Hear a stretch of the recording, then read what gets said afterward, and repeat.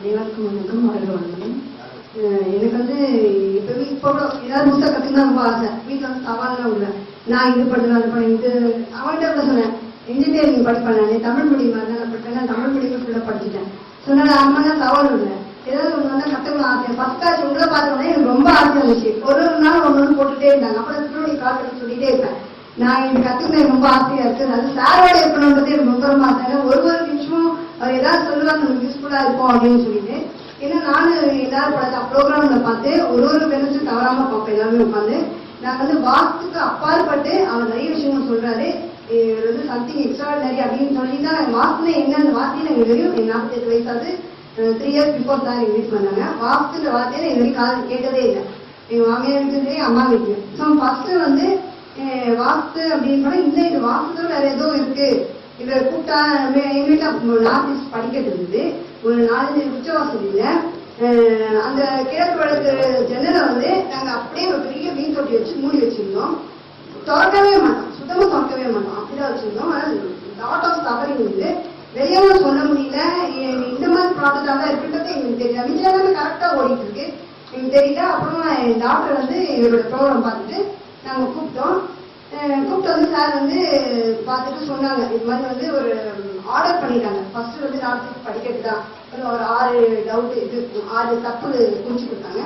ஒன்னொன்னா நாங்கள் கிளியர் பண்ண அதோட கோவில் சொன்னாங்க. அதான் ரொம்ப இம்பார்ட்டன்ட். நாங்கள் வடிவடிவன் கோயிலுக்கு போயிட்டு வந்தோம்.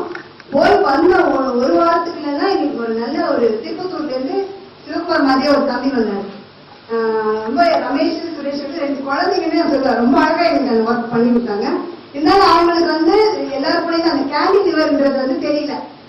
கேண்டில் லிவர்ன்றது தெரியாதாலேயே வந்து திருப்பி வந்து தென்கிழக்குலாம் பில்லர் போட்டு படிக்கட்டு போட்டுச்சாங்க. திருப்பி உங்களுக்கு ப்ராப்ளமாக தான் இருக்கு எங்கள் வீட்டில்.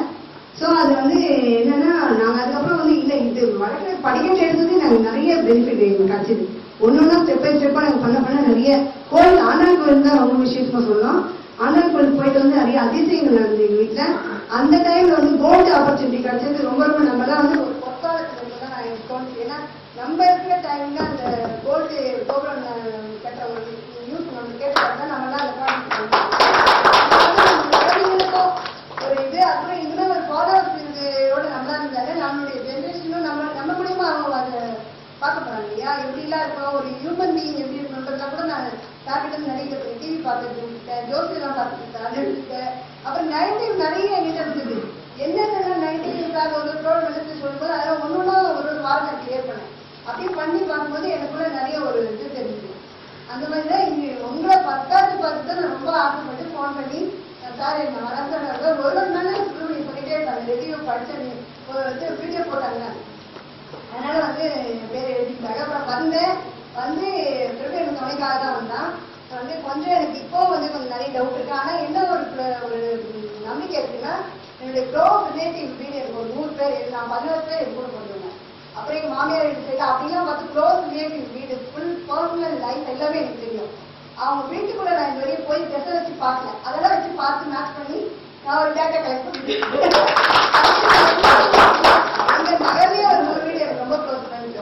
அவங்களோட வீடெல்லாம் போய் பார்த்து அதெல்லாம் பண்ணி அப்புறம் பிரபுவோட டவுட்லாம் கேட்டு நானும் கண்டிப்பாக இந்த ஃபீல்டில் வருவேன். இதில் உங்களுக்கு சின்ன ஒரு அட்வைஸ்மா, உங்களுக்கு இந்த திசையில் வந்து உங்களுக்கு ப்ராப்ளம் வருமா? நீங்கள் கண்டிப்பாக செலவு பார்க்காம தஞ்சாவூர் டிக்கெட் கூட ராஜா போட்டு பக்கத்தில் வச்சுக்கோங்க. சின்ன விஷயம் சொல்லிடுறேன். பிரபு ஃபர்ஸ்ட் நைட் தான் சார் வந்து சொல்லிட்டாங்க கிடையாது. எல்லாமே வந்து குலுக்கி போட்டாரு. முதல் தடவை அவர் ரூம்ல இருந்தான். அடுத்த நாள் காலையில வந்து நாங்கள் வந்து ஐடிசி ஃபார்ச்சூன்ல இருந்தோம். எதிரெதிர் ரூம்ல இதுல அதாவது ரிசப்ஷன்ல வந்து நியூஸ் பேப்பர் படிச்சுட்டு இருந்தாரு. நான் சும்மா அவரை பயந்து அவர் வந்து பிரபு பத்தி சொன்னார்.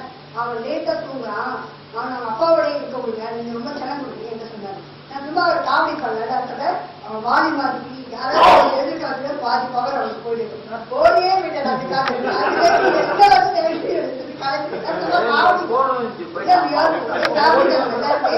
அவர் வச்சு காமெடி பண்ணிட்டு அவருமே நாலேஜ் திசை இன்னைக்கு வந்து யாருக்கும் 48 பேருக்கும் தெரியாதுமா.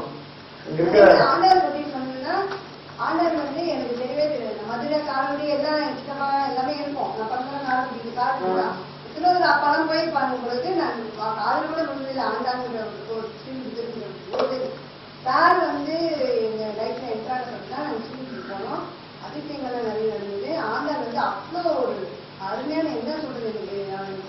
இல்லை. நான் வந்து ஆண்டர் வந்து கியூட் கேர்ள் ஆண்டு பொண்ணு அப்படிதான் கூப்பிடுவேன்.